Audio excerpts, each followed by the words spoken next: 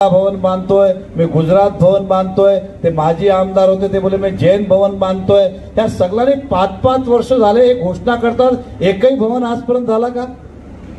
एकही झाला का?